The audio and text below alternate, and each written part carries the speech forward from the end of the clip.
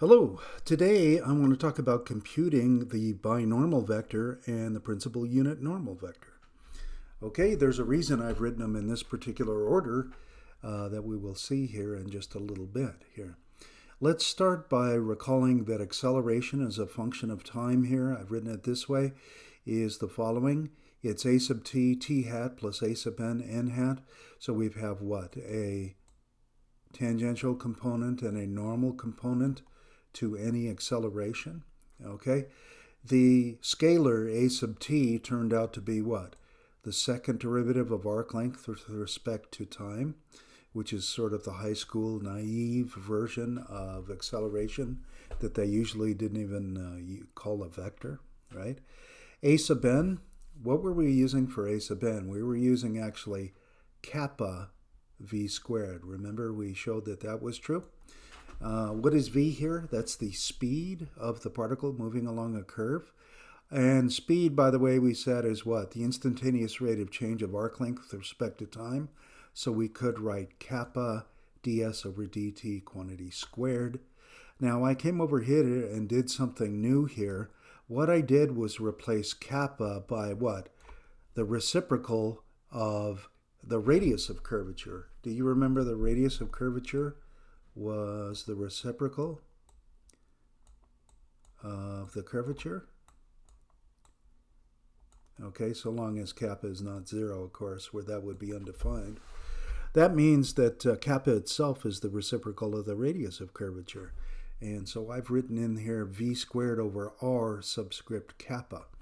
Now this should remind you of centripetal acceleration. You remember uniform circular motion? It was actually what? The normal component was v squared over r. In that case, because you were moving along a circle at uniform speed, v was fixed, it was a constant. More importantly, r sub kappa was a fixed number r, right? That was the radius of the circle. Okay, but this should definitely remind you of that. So sometimes people write, this is the linear or what? Tangential acceleration and the centripetal acceleration. Just throw this in here once again. Do you guys remember how to compute k? Okay. I'm actually going through this again because I really want to get up here to compute n hat, or b hat, I'm sorry. Well, I do want n hat also, but b hat here in just a minute. Okay. Well, anyways, what we did was go v cross a. Okay. Now you got to get the order of the crossings right because cross product is anti-commutative. So we ended up with a sub t v cross t hat plus a sub n v cross n hat. Okay. These are parallel, so that it turns out to be the zero vector. Okay. And then here I've got a sub n v cross n hat. V, once again, is actually the speed times the unit tangent vector, so we'll write it that way. Okay, so we've actually got v cross a equals v times a sub n t cross n. Now, if you remember the last video, t cross n is actually what? B hat. That's what we were calling the binormal vector, right? It's a unit vector with that hat on top. Okay. Now you remember a sub n was kappa v squared, right? All right, a sub n is kappa v squared. So we've got kappa v cubed. And then if we take magnitudes and divide, we've got kappa once again is the magnitude of v cross a divided by the magnitude of v cubed. Okay? All right, so we've seen this before. I'm actually interested because on this thing right here, though, this is one reason I'm going through it again. Okay? All right, so we've got our formula for kappa. I've decided to do one last problem involving finding kappa here for a certain curve, and then we're going to focus on finding b hat and n hat. Okay? All right, let's try it. Find the curvature of the circular helix, okay? This is a circular helix. Do you see the x and y components of position vector here would just be what? A cosine t, a sine t. You see that there? If I ignored this or project the last part and project this into the xy plane, do you see I've just got a circle, right? It's just going around in a circle. But notice in the z direction, I'm actually going what? In the z direction with time in a linear fashion, okay? I guess in my calculations, this isn't absolutely vital, but I will go ahead and have A and B be positive in my imagination for now, okay? So what would we have here? We'd have it going in a circle spiraling upwards, okay? So it's spiraling up like that, okay? And spiraling up in a nice steady fashion, the upward part, because what? It's just B times T. Okay, one last thing I want to put in here. This is just saying at least one of these isn't zero. In fact, I'm actually assuming that neither of them is zero. Neither the A nor the B is zero, that is. Okay, let's go ahead and do this though. Let's find the velocity. What are you going to do? Just differentiate with respect to t. Okay, that's easy enough. Cool. Let's go ahead and compute the acceleration. Differentiate once again. That's easy. I'm going to go ahead and take their cross product. Again, this is that notation I was telling you about my students invented, which I adopted for convenience here, but I've never really introduced in this class. Let's write it this way with the ijk. You actually compute this cross product and you get this. AB sine t, negative AB cosine t, and comma a squared, okay? Now let's go ahead. We're going to use this formula up here, okay? So we need to find the magnitude of this guy. Let's find the magnitude. So I'm going to take the square root of the sum of the squares, right? So if I square that guy and I square that guy, I can see what I'm going to get immediately. That's going to be a squared b squared. Okay, when I square those two and add them together, I've got that right here. The square of this, that's going to be a to the fourth. Okay, alrighty. So that's I'm going to factor out a square root of a squared, like that. And then I've got what? Square root of a squared plus b squared left. Square root of a squared is not a unless a is what? Positive. But I'm not going to assume that now. I am going to assume it's not zero, so we're not doing something trivial here. Okay, so I will leave that as absolute value of a times the square root of a squared plus b squared. Okay? Alrighty, well that's good for the numerator in computing the curvature. Let's look at the denominator here. So I've got to find the speed and then I have to cube it, right? To find the speed, I come up here to the velocity and what do? I take its magnitude. So I'm going to go to the square root of the sum of the squares and I can see once again this is going to be easy. That's going to be a squared plus b squared. Yes, see I've got it all written out in great detail. So that's a squared plus b squared down in the radicand. Don't forget your cubing, taking square roots and then cubing the results. So I'm raising to the 3/2 power. So I've got a squared plus b squared to the 3/2 power. Okay, then I'm going to take the ratio of the two to get the curvature. So I got what? Absolute value of a divided by, or times a squared plus b squared divided by a squared plus b squared to the 3/2 power. And this gives me what? The absolute value of a divided by a squared plus b squared. And that's going to be greater than 0 whenever what? You're actually moving in a circle. Okay, so a is not 0. Okay, happens to be what? Do you see the curvature is in fact constant also? Okay, so there are other curves besides circles where you have what? Constant curvature. Okay, a circular helix is an example of such a thing, right? Are there other ones out there? Well, go ahead and think about it. All right, but while you're thinking about that, we're going to do something else here. Let's go ahead and compute the binormal vector. Okay, so that's what we'll do now. We're going to compute this guy. Okay, now I had this formula from just above here. Do you remember that when I took that cross product? Let's jump back up here just real fast. Do you remember that? Here it is, right here. I'm pointing at it. Okay, v cross a equals kappa v cubed b hat. Okay, let's come back here. I'm writing it again. Kappa v cubed b hat. That's v cross a. Okay, now let's take a look at this for a second here. The kappa v cubed is always going to be greater than or equal to 0, right? Well, we know kappa is greater than or equal to 0.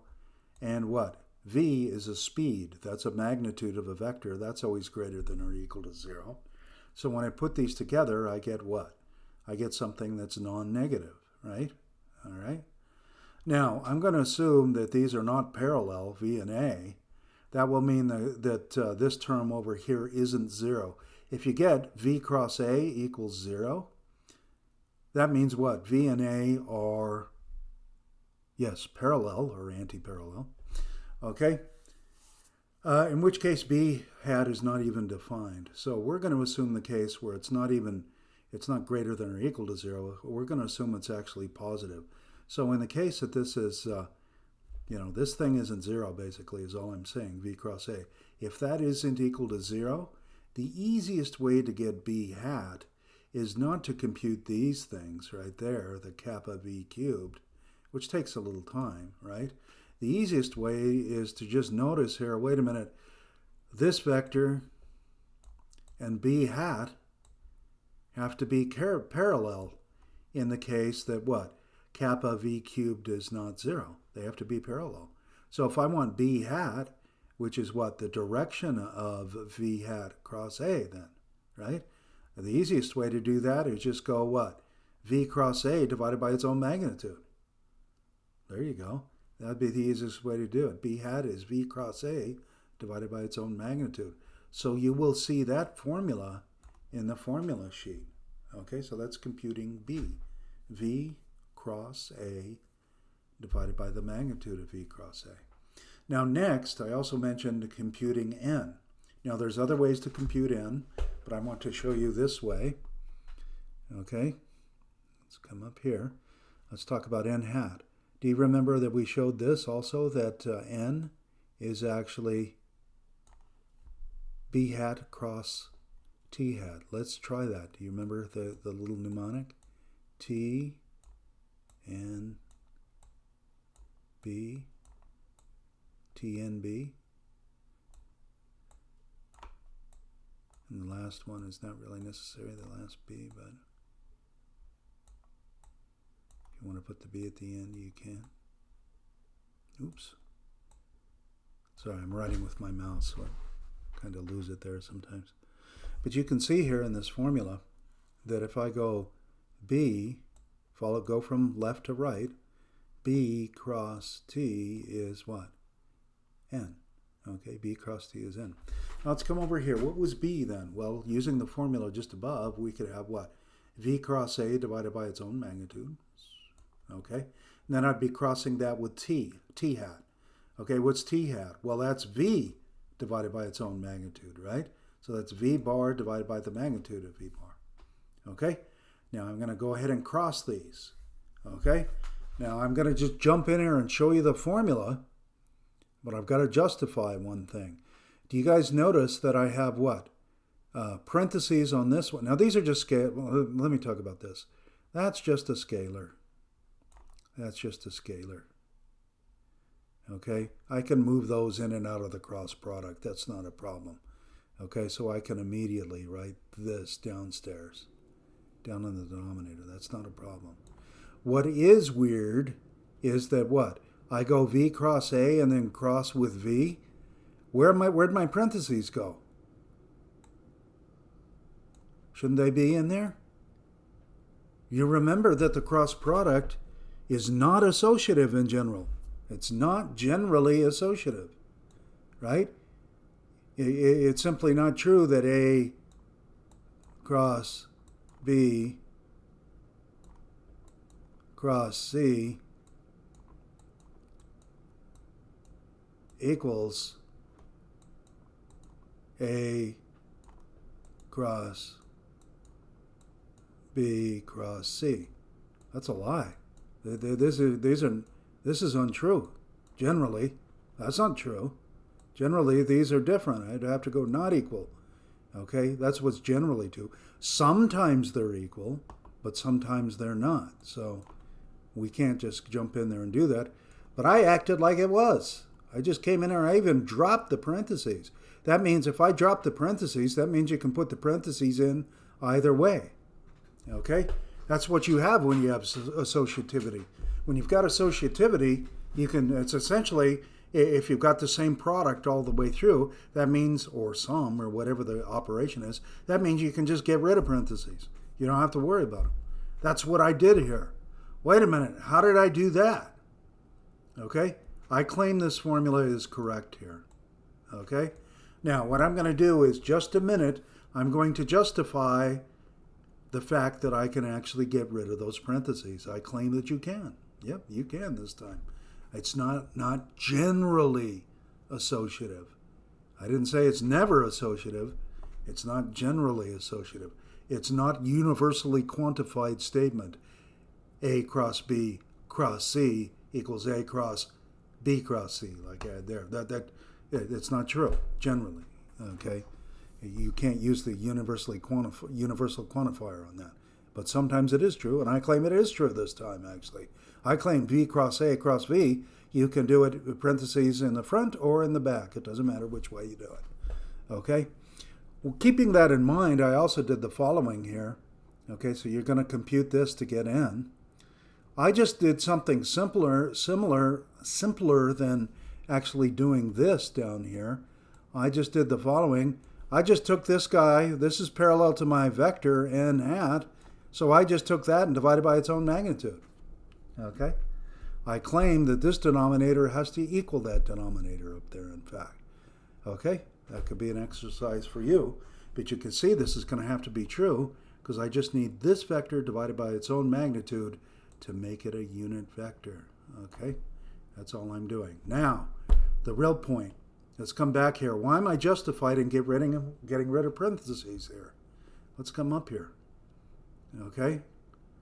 I claim the following is true. U cross V, then crossed with U, is the same as U cross V cross U for all vectors U and V. Okay? Notice in my formula, I'm only dealing with 2 vectors. Unlike this thing up here, that's 3 vectors. And it doesn't hold in general. Okay? I'm doing it this way. U cross V, then cross with U, or U cross V cross U. These are the same. This is valid. Yep. And notice that's exactly what I did up here, actually. V cross A cross V. Yep. I don't need the parentheses. I could compute it either way. Okay? Either way I want. Let's prove that. Okay? Why does this hold? How come this holds for all vectors, U and V? Oh, let's try it. Let's say I'm starting out here on the left-hand side, U cross V, and then crossing with U. Okay? Well, the first thing I want you to notice, what if I switch the order on these 2 fellows right there? What would that be? What would that have the effect of doing? That would have the effect of changing this, like that, and then what? A negative sign out front, right? Okay? Why? The cross product is anti-commutative. U cross V is the negative of V cross U. You know that. Okay? So instead of this, I'm writing that. Okay? And then I'm going to take the cross product here. Okay? Alrighty. Now, what I did here, right here, was factor out the negative from the whole thing. Okay? That's clear. If I've got the negative of that vector and I'm crossing it, I could actually just cross and then do what? Negate. Okay, so it's the negate of the cross. Okay, so do you see what I'm doing here? This is supposed to be 1. Okay, crossing with U. But that's just a negative, that's just a scalar multiple. I can bring that scalar on the outside and then cross what remains. You good with that? Okay, but now think again. I've got I'm crossing 2 vectors and I've got a negative outside. Oh wait, if I'm negating across the 2 vectors, one thing I can do is get rid of that negative and then what? Interchange the order in which I'm taking the cross product. So I would have U come first, cross whatever vector this is, right there. Oh wait, look at the first and the last. Look at the first and the last, and I've got valid equal signs all the way through. I just proved it. Smiley face. There you go. Meditate upon this. Okay? All right? But now we have what? Formulas for n and B in terms of V and A, and that can be highly important, okay? Again, this is not the only way to do this, and I do give you other formulas in that formula sheet, but this is one of the cleanest ways of actually doing this, okay? Okay, by the way, while we're there, what is the, or let's throw this at the end here, looking at the formulas. What's the actual easiest order computationally for these vectors? If I gave you an R of t, and I said compute the vectors t, n, and b in any order you want, just give them to me. I want to know what they are. Could you tell me the most simple computational order? Would be what? T, right? Right? T hat. You would just what? Compute the first derivative and find its magnitude and divide it into the first derivative, right? So it's the velocity divided by its speed, right? What would be the next one computationally? Easiest to compute. I think it would actually be what? Not n, but what? B. B is actually easier to compute here. So computationally, it would be B. And then what? N is the last one. Okay? And just remember that B, or I'm sorry, N is B cross T. So you'd have to cross these guys in the right order here at the end. Okay, but computationally, easiest, a little harder, and then what? The hardest of all. Okay? All right, well, there it is.